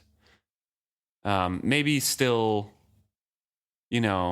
contribute the taxes to honor the original deals, but basically everything else, stop it. No slaves, no Chalcidians, nothing. And Althea remembers that a roar of consternation had greeted his words, composed of both shock and approval, but when it came to the vote, the council had failed to take action. And her father tells her, wait a year or two. That's how long it takes for an idea to root here. Even tonight, most of them know that I'm right. They just don't want to face what needs to be done, that there must be confrontations if Bingtown is to remain Bingtown and not become Southern Chalcid. Saw sweat, the damn Chalcidians are already challenging our northern border. If we ignore it, they'll creep in here in other ways. Face-tattooed slaves working Bingtown fields, women married off at 12, all the rest of their corruption. If we let it happen, it will destroy us, and all the old traders know that in their hearts. In a year or two, I'll bring this up again, and they'll suddenly all agree with me. You'll see. And then she remarks that he wouldn't bring it up because he is gone. But that is a lesson that doesn't really come up with Althea again, but it is an important note for the rest of the books because it has been a couple years and that idea is kind of taking root. And at the end of this book, or at the end of, this trilogy, they're very amenable to doing that sort of thing. Yes. Also, after the confrontations. Yes. Also, we get a rare glimpse at Ephraim Vestrit caring about something that isn't the Vivacia. Yeah. This is policy and things going on land. This is showing Althea, like, hey, you need to be worried about stuff like this. It's important, even if it doesn't necessarily affect us. Like, we want to keep our way of life. We don't want the new way, which, to be fair, the new way is bad. But the interesting thing about that is that new way is what Bingtown is now. There are slaves working the fields in Bingtown and indentured servants. Excuse me. Sure, wink wink. And also 12-year-olds are going to get married, especially Malta, who is getting married soon, I believe. And isn't she 12? She's 12 right now. I think she gets married at like 14. Much better. Right. Well, everyone is opposed to it. They just kind of agree because it's already been promised. So everyone but the family of the person she gets married to, including him, which, whatever. Sketchy. We'll talk about it when we get there. But yes. So I think it is really cool to have this insight of Ephraim did care enough and had an idea of how to fix it. And Althea is grappling onto the idea that her father would be willing to do something, and these people are below that because they won't. They'll just complain, which is a fair criticism to have of a group of people or a party that, whatever. Like, you can't just complain and do nothing, do something then. But Althea doesn't care enough to actually try to fire up the troops, if you will. Right.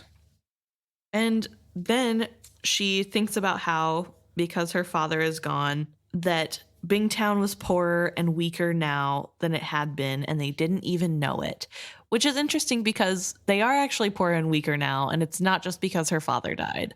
It is because they have allowed all of this change in that was negatively affecting their economy, and they haven't been able to fix it. But to her, it's because her father died. And then she starts thinking about, she wipes her tears as she realizes she's crying, and then realizes that both of her sleeves are wet, and thinks about how her dress is a mess and her hair is probably a mess, and how I'm sure her mother and Kefria would be scandalized to see her now, and then thinks, well, good, they deserve it. She goes more into some self doubt about, or doubt about her family of like, how could they take this ship away from her? Is it because Ronica married into the Vestrits and wasn't truly a Vestrit? But no, not after all these years with her father and things like that. And she says they must know, both of them, what Vivacia was to their family. And surely all of this was only some strange and awful but temporary revenge on her. For what she was not sure, perhaps for loving her father more than she had loved anyone else in the family. And she goes through all of these kind of steps, and eventually is just like, well, I don't care what happens now.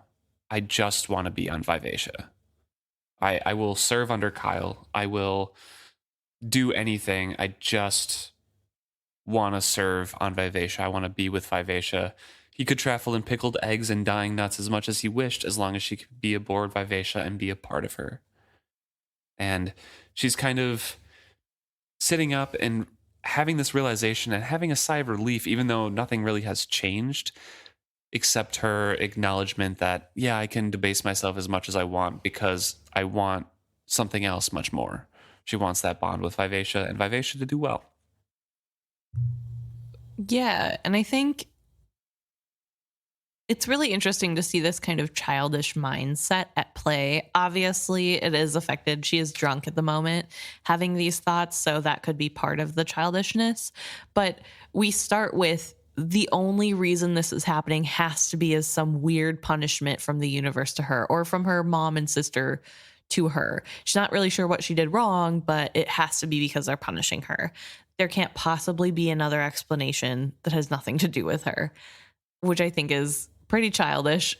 Yeah, very It's, self-centered. yeah, because again, I think I said it last week, Althea, you're not the center of the universe. Not everything is about you, but she seems to think it must be. And then she comes to the realization that, like, oh, I'll do whatever, including serve under Kyle as captain. But she doesn't really know what that means because she's never had to work on a ship like other people. I think Right. in her head, that means getting her cabin back, but doing whatever Kyle says. Yeah. Like, she's not thinking, oh, I'm going to work at the lowest position and work my way up, even if it's under Kyle. She's thinking, I'll do what my father and I had, just Kyle in charge instead, which isn't how things work. And also a really weird thing to concede now when she could have done that Right, yeah. and from the beginning when he took over. Like, A lot of lacking of that self-reflection that I said Wintrow had kind Right. of been taught. right. Yeah. She obviously has not been taught by the monks on how to self reflect, but she is just now realizing that she likes the ship enough to put up with it. Because I think before now, it wasn't really anything she ever worried about. She figured she would always have the ship, so she could act however she wanted. She could stand up for wanting better conditions because ultimately it's her ship. She's going to get it. And now that there's a real threat that she won't get to be on the ship, she has to kind of swallow her pride. Right. Yeah. And with that realization, she realizes she is drunk too much. And she is very drunk at this moment. And trying to look around and find out where she is. She doesn't know what dive bar she's in. She sees a man passed out and slid from his seat to the floor. It's not unusual, but there's usually somebody to drag him out of the way. Or maybe if it's an unkind place, they'll throw him in the alley for people to rob them. And it was even rumored that some innkeepers were kind of in cahoots with those robbers, those crimpers, as they call them, and would throw people out there just to be robbed specifically in kind of a deal way. But Althea thinks that doesn't happen in Bingtown, just seedier ports. So she rises unsteadily. The lace of her skirt snagged against the rough wood of the table leg. She pulled it free, heedless of how it tore and dangled. This dress she would never wear again anyway. Let it tatter itself to rags tonight, she did not care. So she's just thinking home and bed, Tomorrow, somehow she would face it all and deal with all of it. But not tonight. Sweet Saw, not tonight. Let everyone be asleep when she reached home, she prayed. And starts to head for the door. Has to step over the passed out sailor. Steps a little bit too far, stumbles. People are laughing. She doesn't look back and just kind of keeps going. Only one person laughs, it says. Yeah. But also, I thought it was really interesting because this does mirror what happened to Selden. Except, Wintro? Or Wintro, thank you. I don't know why I do that. It mirrors what happens to Wintro in that there's a stumble yeah. and somebody laughs and there is a non-acknowledgement of the laugh. But on Althea's part, her fall was from being drunk, and also her not acknowledging it was a prideful thing that like she didn't want to lose any more of her dignity by looking for who laughed. And whereas Wintro was thinking about how it's not really man of saw of him to be angry. Yeah.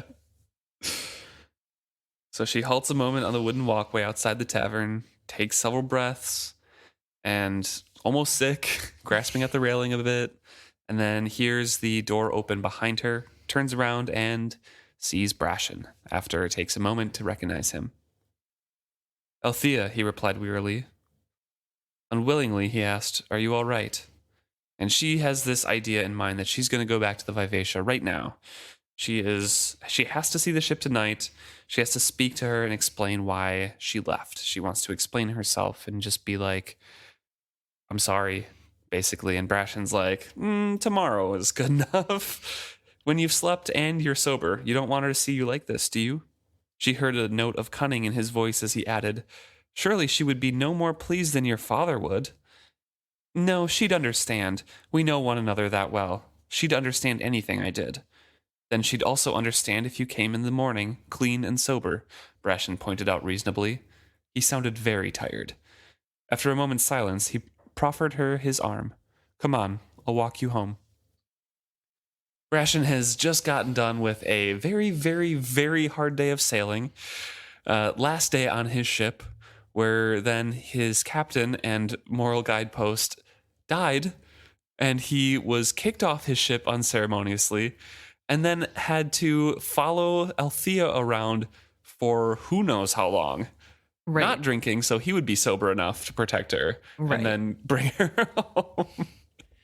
Yeah. He's not feeling it right now. No. And it's never fun to be the one that's very sober while somebody is super drunk. Yeah. It's like so annoying to deal with. So I can only imagine his exasperation in this moment of like, okay, Althea, we're going to get you home. And she's like, the ship, I need to go. And he's like, nope. But she is, I mean, that was kind of her moment to have a long one-on-one with the ship. And she does talk to her later, but she has to disguise herself, I think. I think you're right, because after this, To like sneak out. yeah, because Kyle refuses to let her leave, Yeah. I believe. But I think it's really interesting because this makes me think of The Fool, in that there are a lot of little threads here, and each one is being woven, and the choices that they're making is taking them on different paths. Yeah. Like if Althea wouldn't have left the ship at all, potentially she would have been the one. Wintro wouldn't have felt compelled to stay. He would have gone home. Because Kyle thinks he can control Althea now with the way that she reacted after yelling at her. Right. Now, that's very much evident in the next chapter, but yeah, she could have possibly stayed on the ship the whole time. Yes. And even if she had left, if she had at this moment gone back to the ship and been on board, I'm sure Wintro would have gladly switched spots with her. Yeah. Yeah. He would have been off the ship back to the priesthood. Yeah. None of his part would have happened. And- they probably would have lost everything. Like the serpents wouldn't have been saved. Right. And Wintro probably wouldn't have connected with the Vivacia in any way. Right. There would be no bonding if they didn't have this first night together that leads to later them getting along so well, I believe. Mm-hmm. So I don't know. I think it's just so interesting to see the little threads to like think out what changes if we change this. And yet this thread that they have woven brings back the existence of dragons. Mm-hmm. Brashen also probably would have went into a spiral because he would have had Althea to look after True. or try to snap him out of things. And Brashen would have been allowed back on Vivacia. I don't know. It's just a lot of Right. spider webs that branch out from those. So Yeah. it's mostly a Wintro chapter. We get a little epilogue with what happens to Althea. And you were right. She is escorted back to her house at the end of this chapter. Mhm. Not quite yet, but at the end to her house and not Paragon. That happens later. Right. No, definitely having Wintrow's perspective is really interesting. Obviously, he doesn't quite grasp some of the family dynamics that we can know a little bit better because of whose heads we get to be in. Right. But he does see them from a point of view that gives us more insight. And I don't know, I was just thinking about how when Althea said she wants to go back to the ship, Kyle got really mad when Vivacia was talking about the ship specifically. I'm sorry, Vivacia was talking about Althea Yeah. and like saying she wouldn't leave me. I think that really set Kyle off. But it also made me wonder, like, is Kyle so, I don't know a good way to phrase it. Is he so flippant towards Vivacia because it is a woman figurehead? Do you think he would treat her any differently if it was a man figurehead? I don't know. Maybe a little bit, but I still think he's just more. I think this is an object. Yeah. That's fair. Wintro describes him as addressing it as he would address any other crewmate. So I feel like it would be kind of the same. Just Okay. like, I'm the boss of you. That's fair. I was just wondering, thinking about it, like, I wonder if a little bit of his like annoyance stems specifically because it is a woman figurehead I mean, it could, but I don't think it plays as much of a role. something. Yeah. Right. Interesting. Okay. Anyway, thank you so much for joining in our discussion this week. If you have anything to add to our conversations, please let us know. Maybe some more talks about Anma or skill or dragon magic or wit, how that all kind of relates and links together. It's always fun to hear, theories and brainstorming about the magic system because it's so nebulous. So please let us know. We're at isfitshappy@gmail.com if you want to email us. And you can message us or comment directly on our Instagram, Facebook, or Twitter posts about our episodes. We're on isfitshappy on all three of those as well.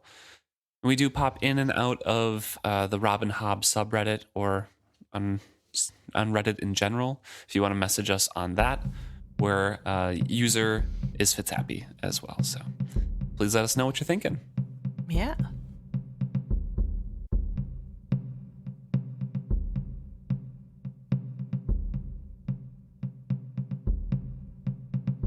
Okay, so now we have a few things that some people brought to our attention, so we're going to bring to your attention. A lot of Ronica stands this week that are kind of defending Ronica. Yeah, we've talked about it before a little yes, bit. Yes, no, totally fine. I think that's fine to do. We'll start first with a comment we got on Facebook from Ellen. Ellen talks a little bit about how she views why Ronica chose Kefria, because we did touch last episode on like what would happen if Kefria didn't take over. What if she didn't take the boat? Like probably nothing would really change socially because Althea kind of has been known to be the one who would be taking over the ship. But Ellen brings up the really good point that potentially the problem is that Althea is taking over all the sea things, and then Kefria would be seen as taking over the land problems. Therefore, the debtors with the land issues who are betting on the Vivacia being profitable would feel that there might be a rift because Althea doesn't really care about land, and so is she basically increased risk in case the relationship goes sour between the sisters. Yeah. Right. So there's more chance of them not getting any payment because Althea won't feel that she needs to help the land debt. Yeah. So it's just another reason why Ronica might. I feel like That is a reason. It's just not the most important reason, but it is a good one to bring up because Right. I think that is talked about later on Right. in the books. Ellen also brings up the fact that with reading ahead, she doesn't know what other debts the Vestrits have outside of the ship because that seems to be their only or at least most major debt. So she doesn't really know why that would be the most fearful thing, but Yeah. sees it as a point of view. And my thought on that is, at least my grasp of reading through these books, is that their lands aren't in debt at all. It's just that, like Veronica says, they're making the same amount of stuff, the same quality of things. They just can't sell it because everybody else sells it cheaper, or they have cheaper labor. So they're not producing as much profit as before, and they're trying to use all of those profits to cover the massive debt they have of the ship. So, yes, the ship is the big debt and the only big debt that they have, but, they might be borrowing, just to get ahead, like payday loans. They might be borrowing, hey, give us whatever we need now. And 2 weeks later, when we have our harvest, we'll pay you back in this. They might Right. be doing those kind of things just to stay up on their payments on the ship. So it kind of works hand in hand. So if the investors or the debtors see any chance of risk or tearing apart of those two holdings, then they can't cover for one another. Right. And I also think something to think about is like the farming does take money to run. And so Yeah. while it is generating profit, is it generating more profit than what they're spending to keep the farm running? Because if it's not, then it's becoming an issue of can you afford to keep running this farm? And if you have to also pay off another debt, what do you do with the farm that is making you no money? It's not losing you money, but it's not making you money either. So yeah, there's a lot of intricacies that go into this idea, and I agree that it is still a little confusing why she would think this is the only way, but I kind of get the idea that Radhika Vestra is a little headstrong and she has figured out a way that she thinks will work, and so she's not really going to look at other ideas because this must be the best one because she thought of it. And it ties kind of directly into a comment or a message that we got on Instagram from Amir saying that, also defending Ronica. He specifically says, I guess I'll spend the next few years defending Ronica once a week. Again, Amir, I'm a fan of Ronica. I love her character. She does make a lot of wrong decisions, like you admitted in here as well. Sure, but it all works out at the end, kind of. So, you know, Yeah. happy-ish, well, bittersweet ending, I guess, is Robin Hobb's classic. But Amir specifically is saying that in their opinion, Ronica is right on the money to give the ship over to Kefria. At least that's what really, really makes sense from her eyes. With the things that Ellen mentioned, sure, but also the discussions that we've kind of touched on before, but I'm guessing last episode we didn't kind of all bring up again and touch on it Right. because Amir wants to drive home the point that Althea is young, spoiled, does not have any experience, and has no attachments on land. While Kyle, being a dick he is, has a family to care for and therefore has to have a stake in what happens and can feel the threat of the debt from the land Right. and has to return to Bingtown and help out the family because that's where his kids are. Althea, self-admittedly, doesn't really care about the land or how the holdings are doing because she just doesn't care and doesn't think it affects her. So that in tandem together, yes, can definitely, and I think we said this last episode as well, we both can definitely see where Ronica is coming from and how Kyle makes sense. We just hate it. Right. We just like No, we just I absolutely hate it. I don't know. I wish there was a different option. I wish that it didn't have to be between Kyle or Althea. Like it would be so nice if there were more options, but there aren't. And I don't know. I think it's really hard, and we're being really hard on Ronica. Obviously, she doesn't know what's about to happen. She doesn't know Kyle's about to deal with slaves or be a horrible person as bad as he is. But she did choose him over her daughter's wants. And I still feel as though part of that is stemming from the jealousy that her daughter is more free than she gets to be. Yeah, Like possibly. I obviously there are good reasons why she chose it, and I get it, and I like see the reasoning behind it if I didn't know anything else about Kyle. But I also know that she has some issues she needs to work on. And so I don't know. I don't know. There isn't a good answer. I should be a little bit nicer to her, I'm sure, but I probably won't be, so I'm sorry. That's fine. Honestly, more entertaining if you're not. So thank you very much, Amir, and thank you, Ellen, for bringing up those points. Yes. It's I always like diving in on how decisions look stupid, but Also Robin Hobb does write them from the correct perspective usually. right. So Yeah. And also what better decision was there, you know? Like there isn't really.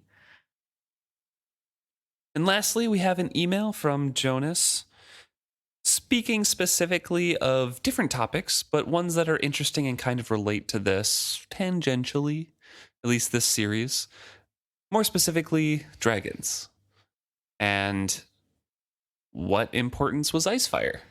Yes. Very tangential, but I mean, this is all kind of bringing about dragons and things like that. And I thought this was an interesting topic to discuss as well. So, specifically, Jonas writes in that the Fool claims a Farseer heir is essential to the return of dragons, and Dutiful is pivotal in the return of Icefire. The problem is that I don't feel Icefire was necessary for dragons to return. The dragons of the Rain Wild Chronicles turn into true dragons on their own after all, so even without Icefire there would have been dragons again. And he goes on to say that maybe Fitz was so important in the downfall of the Whites. Without that, maybe dragons would have been brought down again. But that's beyond the Tawny Man trilogy, and the Fool said that's beyond his time. And then also, the best that Jonas can come up with is saying without Icefire, Tintaglia stays with the fledgling dragons, and they never learn to fend for themselves, and therefore are weaklings forever. So Icefire is just there to lure Tintaglia away. Yeah.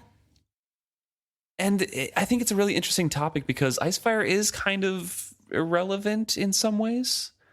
However, I think he's kind of important in if you just look at dragons themselves. Not like the human interaction or who saves what or anything. Just Icefire was a dragon from before the Cataclysm. Right. He knew how to be a dragon when there were the heights of the dragons. Tintaglia is kind of has patchy memory-ish. Right. Like it's not perfect because she's was in cocoon for so long. She has a mate to make more dragons possibly that are quote unquote true and real dragons. And he's there as like an example, you know? And also I think he shows up for like plot points later on. Right. But anyways, that happens. And yes, I think it is important that Tintaglia was lured away to allow the young dragons to grow, but she was already kind of just sick of it and didn't want to be Right. there. Yeah, I don't know, it is really interesting to think about what is it that Fitz does that helps the dragons? Because it really does kind of feel like the dragons are helped most by the stuff that goes on in the live ship trader series and the Rainwild Chronicles. Like it feels like the people of Bingtown do more than Fitz does. Right. But obviously, like you said, there's no way to really know. And like potentially it is because the stopping of the Whites permanently. Yeah. Without the destruction of the Whites, ultimately dragons could go extinct again. Yeah. I feel like Fitz does everything that is very important to keep the dragons alive, and the small or the more localized trilogy and quadrology are the more visible things that Right. immediately get the dragons up and running, right? It's the first the serpents and then the dragons. So without Fitz's groundwork, without him, doing all that other stuff before, they don't survive in my eyes. Right. No, it is really interesting though to try to figure out why or what is making Yeah, it's all speculation too, because like Icefire doesn't seem important, but I think just in the general, I don't know. I think he is because the Rainwild dragons aren't dragons as they were before. They've changed. Right. They spent way too long around humans. They spent way too long dependent on humans. They spent way too long not being real dragons, being serpents that don't know their memories. There's Hebe that's basically not super intelligent, It's like doesn't remember her basically a name. dog. Yeah, doesn't remember her name at all. There's just really weird things about them that are quirky, and to have somebody like Icefire and Tintaglia as an extension could potentially prevent them from just breeding into others eventually, Right. Yeah. with too much human influence.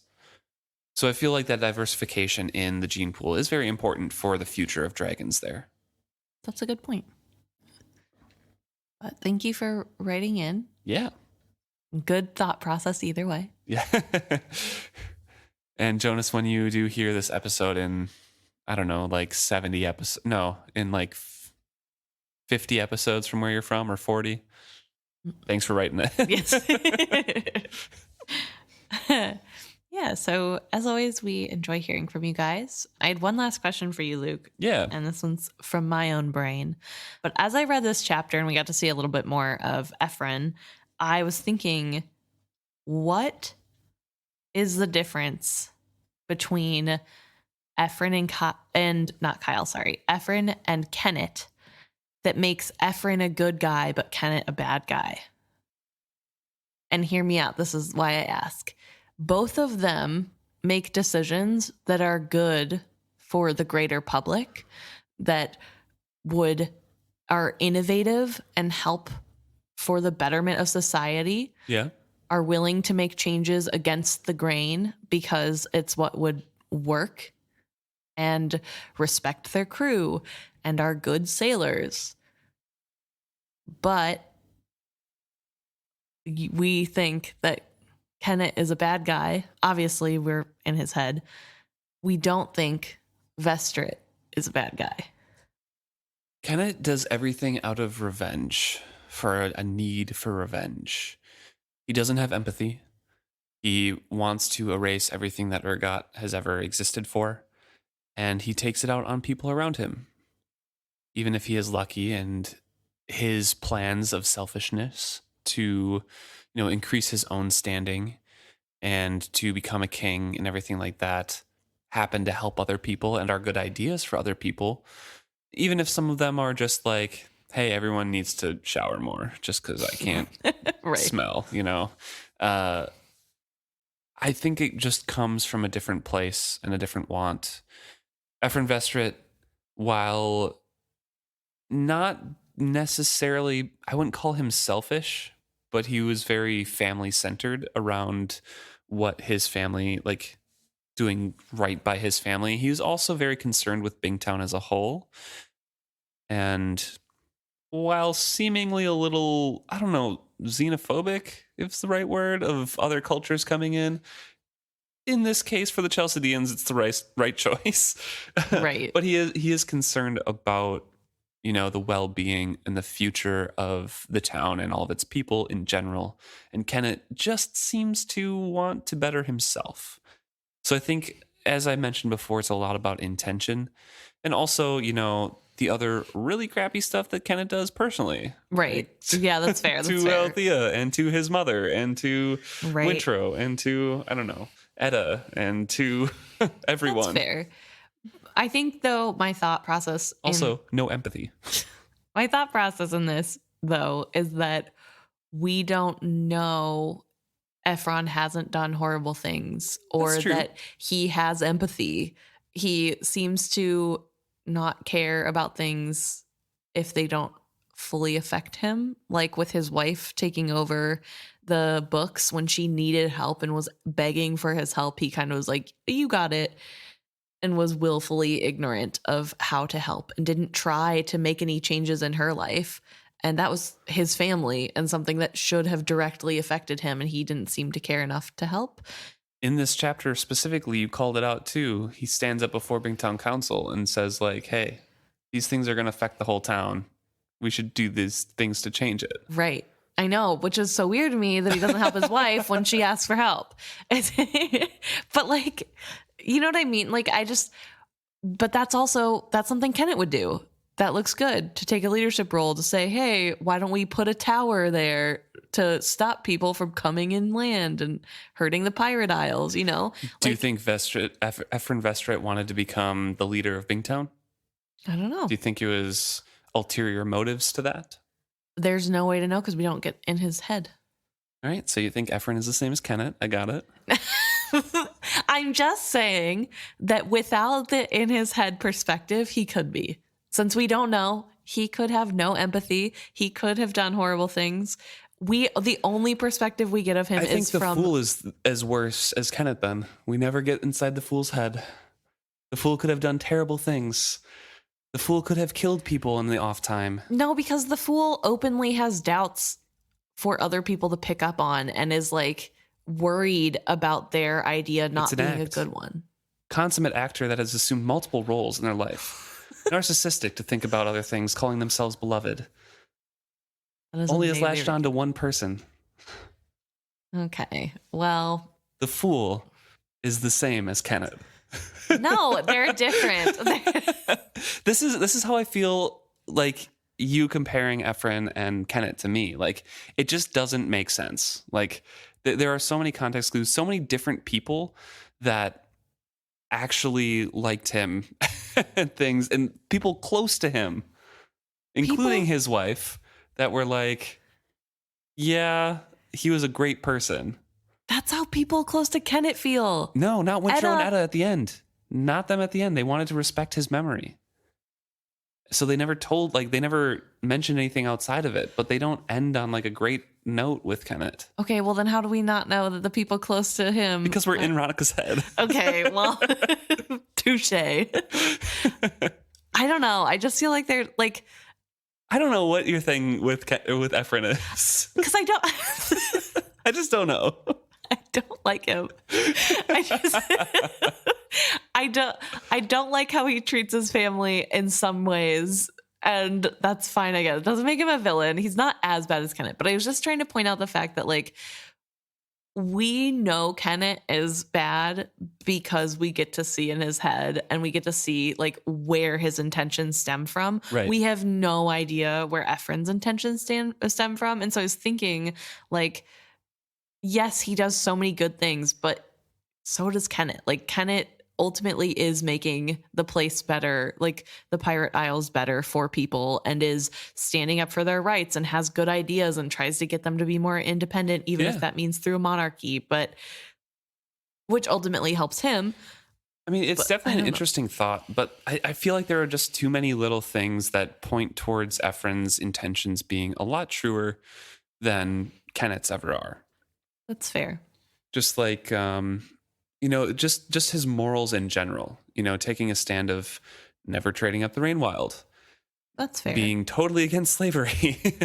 Yeah. When Kenneth doesn't care if they free the slaves or not, because he just wants his live ship, Right. like just little things that comparing the two is just makes them completely different in my mind. That's fair. I'd say the same thing about like Verity, Yeah. I mean, you have said similar things, not compared them to Regal, but...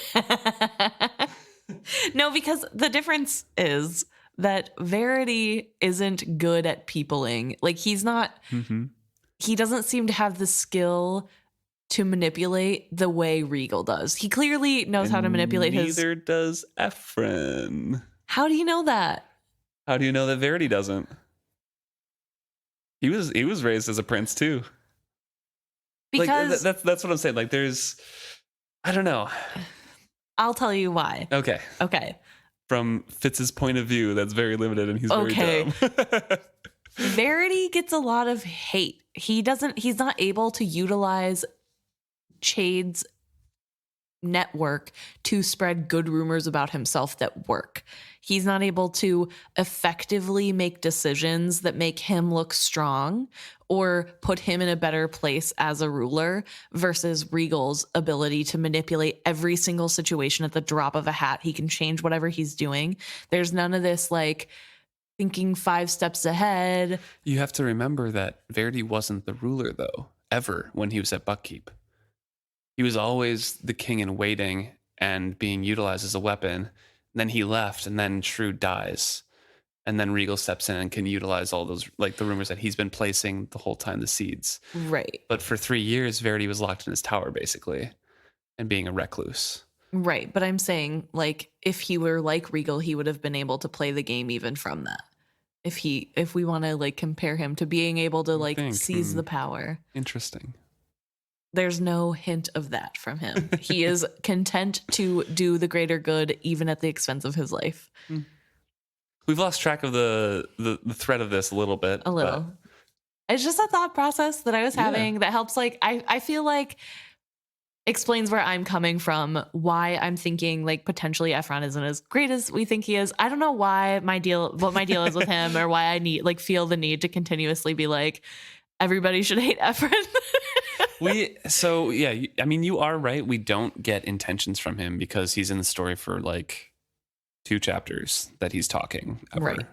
And even that is like half drugged, half asleep. Like, so it all comes from firsthand account remembrances of what he's doing and how Ronica remembers him and things like that. But through all of those, I really think that nothing stands out that he did anything anywhere on par of anything that Kenneth did. That's fair.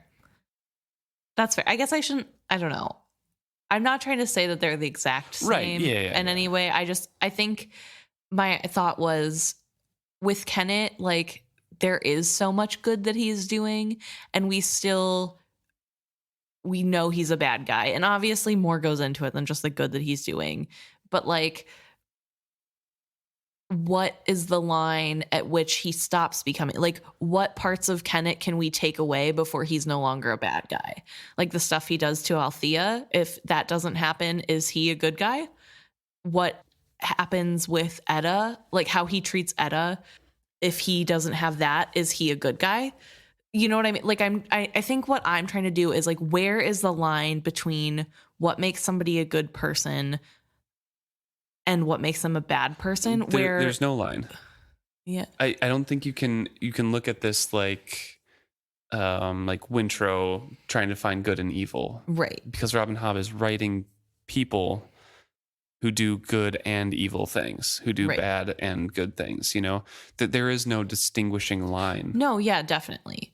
But I think in my mind, the way I'm reading these characters, it just is interesting to me that we have a character whose direct decisions are not the best he could make, hurt his family, like mostly his daughter and his wife, and yet we still view him in this great light because of the nice things that he does, which, don't get me wrong, I think like the good things he did are amazing, and it's great that he was willing to stick to his morals and to do those sort of things. But I think it's funny to take that image of somebody that we don't get to have the inner thoughts of and turn that towards Kenneth, who is doing also really good things and changing and using morals. However, we have his inner dialogue and see how vile he is on the inside. So I guess maybe... Okay. I mean... Thought experiment then, going off of your thought experiment, is the same true but opposite for Kyle. He is doing all of these horrible things, it seems, from our points of view. Right. But in his mind, is he like, I'm doing the best thing ever that's going to save my family. I love everyone here. I want us to succeed. Because that's how I read Kyle, is that like... He is trying his best to do everything properly. He just wants it to work out. But he's making bad decision after bad decision and being a horrible person. I think the difference is his inability to understand when he's actually helping. Kenneth knows when what he's doing is helpful. And he can recognize whenever he even accidentally does something good. He knows whenever something he's done does not helpfully affect others. Whether or not he cares, different story. But there's like an acknowledgement there. Ephron probably knows that what he's doing is good, right? Like he is bringing up more morality points and other people are agreeing with him. Whereas Kyle, nobody ever agrees with him and he doesn't ever learn that lesson. So I feel like the fact that he is standing in the face of people telling him you're wrong, and instead of growing from that to like make better decisions to actually help his family, he's just digging his heels in, is what makes him bad. Like just overall bad. Even if at his core value, the thought is, I love my family and I want to do what's best for them. Ultimately, he doesn't care enough to do what's best for them by learning as much as he can. He just wants to do what's best for them as long as that fits on his narrative. And that's the difference to me. Okay. So I don't know. Yeah. So that's why he doesn't equate in there, because it's a different thing. That's why I feel like Kenneth is a closer guide to Ephron. But yeah, I don't know. Ultimately, like you said, it's all gray. Morality is gray anyway. And it doesn't really matter. There is no such thing as a truly good or truly bad character. I should be nicer to Ephron. I hear your underlying subtext. No, not necessarily. Same way that you will probably not be nicer to Veronica, the choices that she makes. It's fine to have these conversations. It's fun. Yeah, definitely. But I just mean, I recognize that maybe I'm being unfair, but I think it is still important to bring up the thought exercise of, like, why do we think this way about these characters? And could we be swayed to think a different way? If you guys think of anything to contribute to that, or if you have thoughts on, comparing Kenneth and Ephron, please let us know. See you guys next week.